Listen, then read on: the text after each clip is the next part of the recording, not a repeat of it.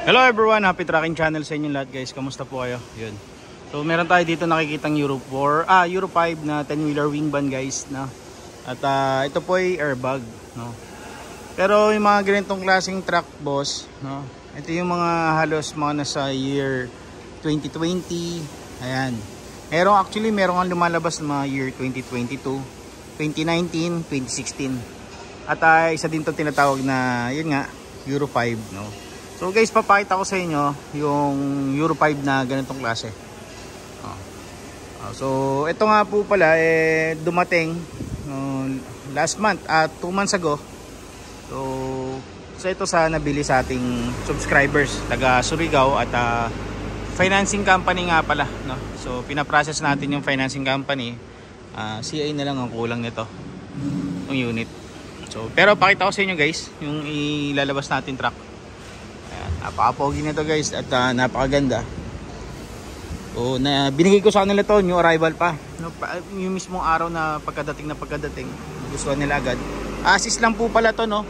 Wala po kaming pinapintura dyan, no? Original po ano yan, original paint, no? Kaya napili nila dahil nga nakita nyo naman, no, wala naman talaga masyadong ginawa, especially sa painting. Napakaganda pa, no?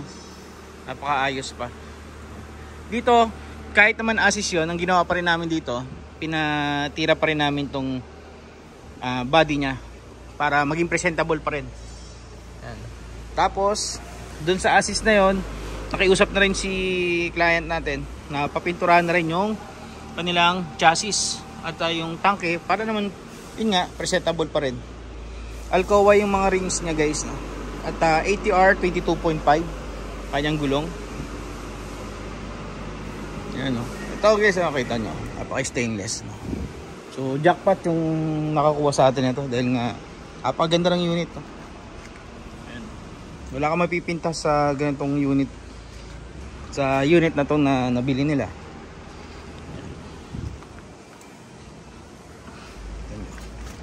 Napakaganda, oh. Stainless din yung ano, babulak pa. Doon yung kanyang ilalim, super linis at napakasariwa ng unit. And then hindi ganun kamahal. Hindi po kami umabot dito ng 3 million mahigit. Never po kami umabot. Hindi ako guys sa ibang yard umabot ng 3 million. Ito hindi. Wala lang chrome, pero pwede naman palagyan yan. Actually guys, ang totoo niyan, sa Shopee makakabili kayo ng mga chrome na ganito. Kung gusto nyo lang ng chrome na budget meal.